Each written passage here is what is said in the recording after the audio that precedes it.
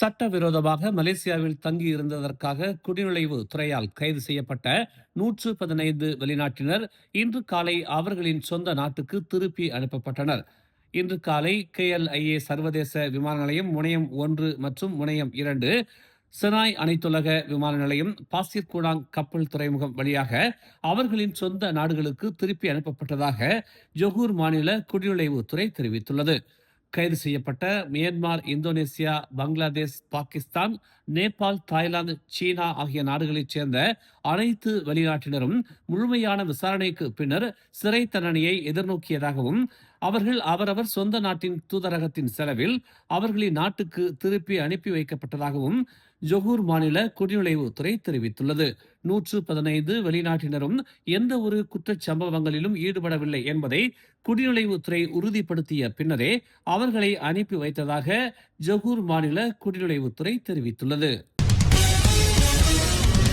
மலாக்காவில் உள்ள ஹலால் சான்றளிக்கப்பட்ட உணவகங்களில் கிறிஸ்துமஸ் அலங்காரங்களுக்கு தடை விதிக்கப்பட்டதை அம்னோ இளைஞர் பிரிவு தலைவர் டாக்டர் அக்மால் சலே அரசு அதிகாரியைப் போல கையாண்ட விதத்தை அரசியல்வாதிகள் பின்பற்ற வேண்டும் என்று ஒற்றுமைத்துறை முன்னாள் அமைச்சரும் மாசிசா முன்னாள் துணைத் தலைவருமான தீலியான் கெர் தெரிவித்துள்ளார்.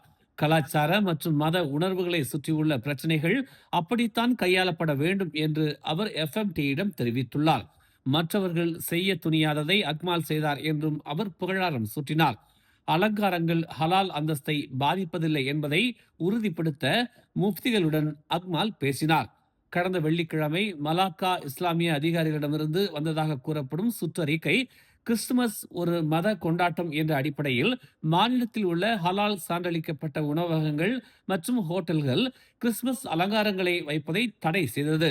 இதனை அடுத்து மெர்லிமாவ் சட்டமன்ற உறுப்பினரான அக்மால் சலே ஹலால் அந்தஸ்து அலங்காரங்களை குறிப்பது அல்ல, மாறாக உணவு ஆதாரங்கள் மற்றும் தயாரிப்பை பொறுத்தது என்பதால் கட்டுப்பாடுகள் தேவையற்றது என்று அவர் வலியுறுத்தினார்.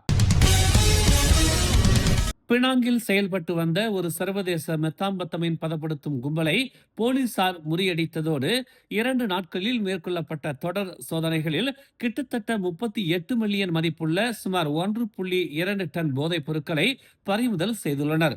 டிசம்பர் 20 மற்றும் 21 ஆகிய தேதிகளில் மாநிலத்தின் பல இடங்களில் ஒருங்கிணைந்த நடவடிக்கைகளின் போது 32 முதல் 38 வயதுக்கு உட்பட்ட 3 வெளிநாட்டு ஆடவர்களும் இது தொடர்பாக கைது செய்யப்பட்டதாக புக்கிட்டமான் போதைப்பொருள் குற்ற புலனாய்வுத்துறை தெரிவித்ததாக மத்திய காவல்துறை போதைப்பொருள் குற்ற புலனாய்வுத்துறை இயக்குனர் டாக்டர் ஹுசைன் ஒமார் கான் கூறினார்.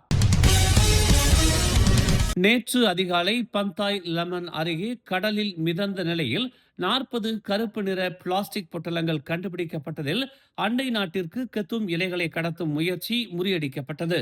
நேற்று அதிகாலை கோலக்கடா கடல் பகுதியில் ரோந்து பணியில் ஈடுபட்டிருந்த மலேசிய கடல்சார் அமலாக்க நிறுவனத்தின் கோலக்கடா கடல்சார் மண்டலத்தின் அதிகாரிகளால் இந்த பொட்டலங்கள் கண்டுபிடிக்கப்பட்டன. சோதனையில் கத்தூம் இலைகள் இருப்பதாக சந்தேகிக்கப்படும் மொத்தம் 40 கருப்பு நிற பிளாஸ்டிக் பொட்டலங்கள் இருப்பது தெரிய வந்துள்ளதாகவும் அதன் மொத்த எடை 400 கிலோகிராம் என்றும் மதிப்பிடப்பட்டுள்ளது. பந்தாய் லமானில் இருந்து அதிகாலை 2:22 மணி அளவில் 0.3 கடல் மைல் தொலைவில் இந்த பொட்டலங்கள் மிதப்பது கண்டுபிடிக்கப்பட்டது. புலனாய்வு தகவல் சேகரிக்கப்பட்டதன் அடிப்படையில் வழக்கமான காவல் ரோந்து பணிகளை மேற்கொண்ட மலேசிய கடல்சார் ரோந்து படகு அந்த பொட்டலங்களை கண்டுபிடிப்பதற்கு முன்பு அப்பகுதியில் சந்தேகத்திற்கு இடமான நடமாட்டத்தை கண்டறிந்ததாக கோலக்கடா கடல்சார் மண்டல இயக்குனர் கடல்சார் தளபதி நூர் அஸ்ரியந்தி இசாக் தெரிவித்தார்.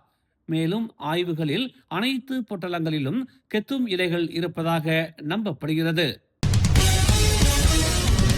முன்னாள் பிரதமர் டதஸ்ரீ நஜீப் ரசாக் தொடர்பான நீதிமன்றத்தின் தீர்ப்பை அடுத்து பொதுமக்கள் மரியாதையுடன் நடந்து கொள்ள வேண்டும் என்று பிரதமர் டதஸ்ரீ அன்வார் இப்ராஹிம் நினைவூட்டியுள்ளார்.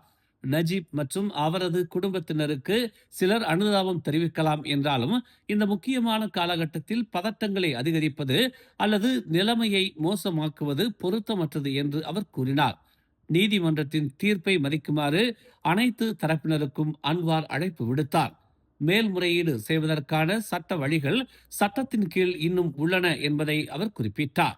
மடானி அரசாங்கம் சட்டத்தின் ஆட்சி மற்றும் அதிகாரங்களை பிரிப்பதற்கான கொள்கைகளுக்கு உறுதி அளித்துள்ளது என்றும் நீதித்துறை எந்த ஒரு வெளிப்புற செல்வாக்கில் இருந்தும் விடுபட வேண்டும் என்றும் அவர் கூறினார். சட்டத்தின் மேலாதிக்க கொள்கையின் அடிப்படையில் அனைத்து தரப்பினரும் நீதிபதி எடுத்த முடிவை மதிக்க வேண்டும் என்றும், பொதுமக்களை பொறுமையுடனும் ஞானத்துடனும் இந்த விஷயத்தை அணுகுமாறும் அன்வார் வலியுறுத்தினார். வெளிநாட்டு வீட்டு பணியாளர்களை காக்க தனியாக புதிய மசோதா தேவையில்லை என்று மனிதவள அமைச்சர் டதஸ்ரீ ரமணன் தெரிவித்துள்ளார். அதற்கு பதிலாக தற்போது உள்ள சட்டங்களில், குறிப்பாக ஊழியர் சேமநிதி சட்டத்தில் விரிவான திருத்தங்களை செய்வதே சிறந்த வழி என்று அவர் கூறினார். 1991ஆம் ஆண்டின் ஊழியர் சேமநிதி சட்டம் திருத்தப்படுவதன் மூலம் வீட்டு பணியாளர்கள் அதிகாரப்பூர்வமாக ஊழியர்கள் என அங்கீகரிக்கப்படுவதுடன் கட்டாய பாதுகாப்பின் கீழ் கொண்டு வர முடியும் என்று ரமணன் கூறினார்.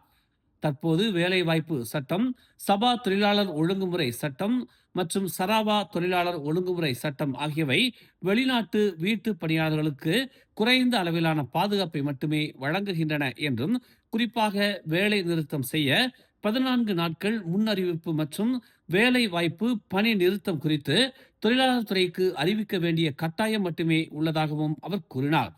சுமார் 1,675,000 வெளிநாட்டு வீட்டு பணியாளர்கள் இபிஎஃப் பாதுகாப்பில் சேர்க்கப்படவில்லை என்ற ஊடக அறிக்கைக்கு பதிலளிக்கும் போது ரமணன் இவ்வாறு கூறினார். மேலும் செய்திகளை தெரிந்து கொள்ள தமிழ் மலர் இணையதளம், தமிழ் மலர் செயலி மற்றும் மலர் டிவி யூடியூப் சேனலை வலம் வாருங்கள். எங்களோடு இணைந்திருக்க மலர் டிவியை பதிவு செய்து கொள்ளுங்கள். உறவுகள் மகிழ்ந்திட விருப்பம் மற்றும் பகிர்வு சேவையை சொடுக்கிடுங்கள்.